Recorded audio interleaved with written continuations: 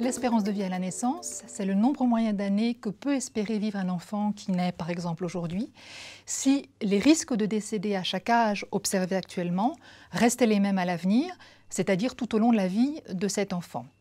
Alors évidemment, ces risques peuvent diminuer, mais ils peuvent aussi augmenter. On ne peut pas prédire quelle sera la durée de vie moyenne de cet enfant. C'est pour cela qu'on parle d'espérance. Aujourd'hui, dans le monde, l'espérance de vie à la naissance est de 72 ans.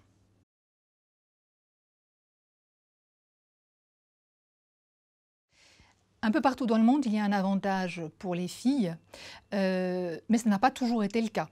Par exemple, en France, l'écart entre les garçons et les filles s'est creusé au cours du XXe siècle pour atteindre 8 ans dans le milieu des années 90.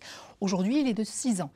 L'espérance de vie à la naissance d'une petite fille aujourd'hui en France est d'un peu plus de 85 ans. Pour un garçon, elle est d'un peu plus de 79 ans. L'écart s'est réduit dans la plupart des pays développés. Cela est dû au fait que les hommes ont adopté les comportements bénéfiques pour la santé. Par exemple, fumer moins, avoir une activité physique régulière, avoir une alimentation équilibrée, aller chez le médecin à temps, alors que les femmes ont eu tendance à plus fumer.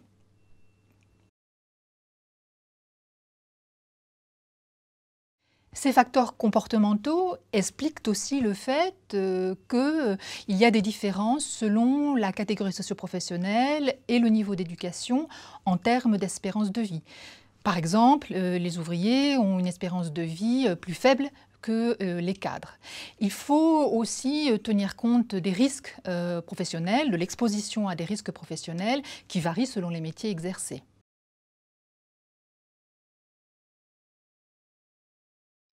Aujourd'hui, à l'exception de périodes de crise sanitaire plus ou moins ponctuelles ou de guerre, l'espérance de vie à la naissance augmente partout dans le monde.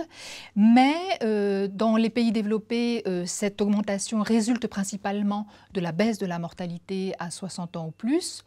Dans les pays moins développés, le poids de la mortalité infantile, par exemple en Afrique, la mortalité infantile est encore de 51 pour 1000 naissances vivantes, alors qu'en Europe, elle n'est que de 4 pour 1000. Et le poids de la mortalité des enfants joue un rôle encore très important dans les niveaux d'espérance de vie.